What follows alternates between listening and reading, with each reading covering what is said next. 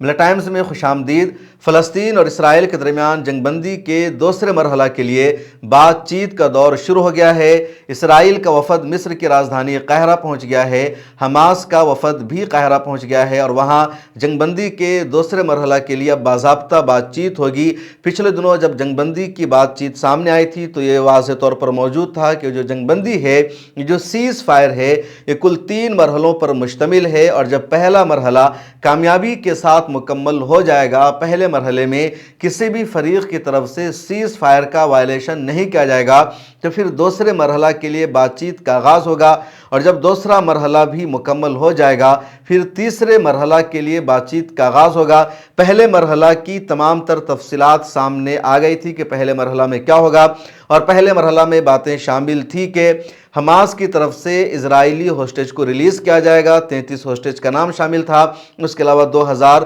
فلسطینیوں کی اسرائیلی جیل سے رہائی شامل تھی۔ یہ بات بھی شامل تھی کہ فلسطینی اپنے گھروں کو لوٹ جائیں گے، اور جو اسرائیلی آرمی ہے وہ گشت کرنا بند کر دے گی، بلکہ اسرائیلی آرمی جو کیمپ ہے، اسرائیلی آرمی کے جو ٹینٹ لگے ہوئے ہیں، وہاں اسرائیلی آرمی محدود ہو جائے گی۔ جنگ بندی کے پہلے مرحلہ میں یہ بات بھی شامل تھی کہ امدادی قافلوں کو، امدادی ٹیموں کو سامان لے کر غزہ پٹی میں آسانی سے پہنچنے دیا جائے گا اور کسی بھی طرح کی رکاوٹیں کھڑی نہیں کی جائے گی۔ اس کے بعد کہا گیا تھا کہ اگر جنگ بندی کا پہلا مرحلہ مکمل ہو جاتا ہے اور دوسرے مرحلہ میں یہ بات چیت شامل تھی کہ اسرائیلی آرمی مکمل طور پر غزہ پٹی سے نکل جائے گی اور حماس کو بھی تمام اسرائیلی ہوسٹیج کو ریلیز کرنا پڑے گا۔ اس کے بعد تیسرے مرحلے کا آغاز ہونا تھا، جس میں بات شامل تھی کہ غزہ پٹی کی تعمیر نو ہوگی اور غزہ پٹی پر کس کی حکومت ہوگی، اس حوالے سے بھی بات چیت ہونی تھی۔ اب جنگ بندی کے دوسرے مرحلہ کے لیے بات چیت کا دور شروع ہو گیا ہے، اور جنگ بندی کے دوسرے مرحلے میں اسرائیل کی طرف سے 3 اہم شرطیں رکھی گئی ہے، 3 اہم مطالبہ شامل ہے، اور کہا یہ جا رہا ہے کہ حماس کے لیے ان تینوں مطالبے کو ماننا بہت مشکل ہوگا، بلکہ ناممکن ہے۔ دوسری طرف یہ بات بھی سامنے آئی ہے کہ اس وقت امریکہ کی اسرائیل کو مکمل حمایت حاصل ہے۔ امریکہ کی طرف سے اسرائیل کو یہ تینوں مطالبات دے کر بھیجا گیا ہے، اور اگر حماس کی طرف سے ان تینوں مطالبات کو پورا نہیں کیا جاتا ہے تو جنگ بندی کا معاملہ ختم ہو جائے گا، دوبارہ اسرائیل غزہ پٹی پر حملہ کر سکتا ہے۔ اسرائیل نے پہلے ہی جنگ بندی کا دوسرا مرحلہ ماننے سے انکار کیا، لیکن جب امریکہ کا دباؤ پڑا تو امریکہ کے دباؤ میں اسرائیلی ڈیلیگیشن مصر پہنچ گیا ہے، لیکن امریکہ نے اسرائیل کو یہ اختیار بھی دے دیا ہے کہ وہ اپنی شرطوں کے مطابق ہی سیز فائر کو جاری رکھے اور معاہدہ کرے۔ اب اسرائیل کی طرف سے جو 3 شرطیں اضافہ کی جا رہی ہے جنگ بندی کے دوسرے مرحلے میں، اس میں سے پہلی شرط یہ ہے کہ اس وقت حماس کے پاس جتنے اسرائیلی ہوسٹیج ہیں ان تمام کو بیک وقت حماس کی طرف سے ریلیز کیا جائے۔ اب تک حماس کی طرف سے ہر سنیچر کو 3 اسرائیلی ہوسٹیج کو ریلیز کیا جا رہا تھا۔ اب اسرائیل کی مانگ یہ ہے کہ ایک ساتھ تمام اسرائیلی ہوسٹیج کو ریلیز کیا جائے۔ دوسری مانگ اسرائیل کی یہ ہے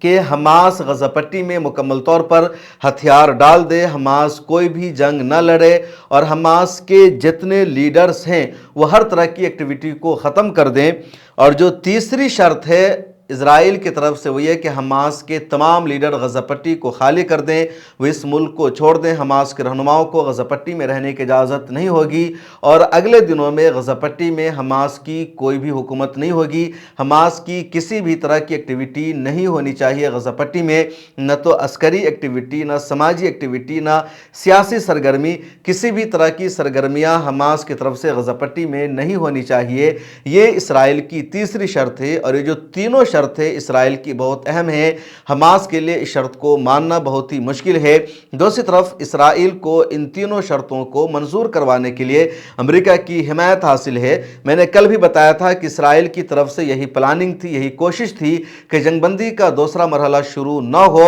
اسرائیل دباؤ بنائے غزہ پٹی پر، حماس پر، فلسطینی تنظیموں پر، اور دباؤ میں آ کر کے حماس تمام اسرائیلی ہوسٹیج کو ریلیز کر دے اور دوبارہ اسرائیل کا غزہ پٹی پر حملہ شروع ہو جائے۔ لیکن امریکہ نے ایسا نہیں ہونے دیا، بلکہ امریکہ نے اسرائیل پر دباؤ بنایا کہ تم جاؤ اور جنگ بندی کے اگلے مرحلے کے لیے بات چیت کرو، لیکن ساتھ ہی امریکہ کھل کر اسرائیل کے ساتھ کھڑا ہے، اور اسرائیل کی طرف سے یہ 3 بیسک شرطیں رکھی جا رہی ہے۔ ایک مرتبہ پھر اپنی شرطوں کو سنیے۔ پہلی شرط یہ ہے کہ اس وقت حماس کے پاس جتنے جتنے قیدی زندہ بچے ہیں ان تمام کو اب بیک وقت ریلیز کر دیا جائے، آزاد کر دیا جائے۔ دوسری شرط یہ رکھی گئی ہے اسرائیل کی طرف سے کہ حماس کا غزہ پٹی میں مکمل طور پر خاتمہ ہو جائے، حماس ہتھیار کو ڈال دے۔ حماس کی طرف سے نہ تو سماجی سرگرمیاں ہونی چاہیے، نہ عسکری سرگرمیاں ہونی چاہیے، نہ حماس کی طرف سے سیاسی سرگرمیاں ہونی چاہیے، نہ حماس کی آرگنائزیشن کو، حماس کو